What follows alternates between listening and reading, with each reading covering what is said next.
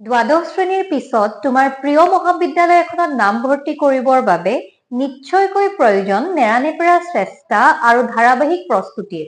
কিন্তু সেয়াই যথেষ্ট হয় জানো?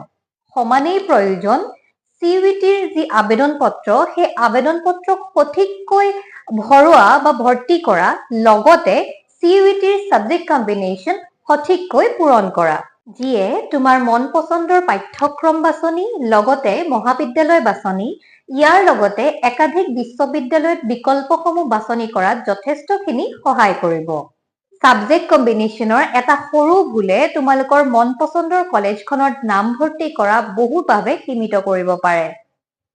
CUETত স্মাৰ্ট প্লেনিং আৰু ইনফৰ্ম ডিচিশ্যনে বহু কলেজ আৰু বহু পাঠ্যক্ৰমৰ দুৱাৰ মুকলি কৰে। CUETৰ ফৰ্ম ফিলআপত তোমালোকে যদি কিবা অসুবিধা পাইছা, তেনেহলে সেই অসুবিধা দূৰ কৰিবৰ কাৰণে আমাৰ স্ক্ৰীনত দুটা নাম্বাৰ দিয়া আছে। এই নাম্বাৰ দুটাত কণ্টেক্ট কৰিবা আৰু তোমালোকে ফৰ্ম ফিলআপত পোৱা অসুবিধাসমূহ আমি দূৰ কৰিবলৈ চেষ্টা কৰিম।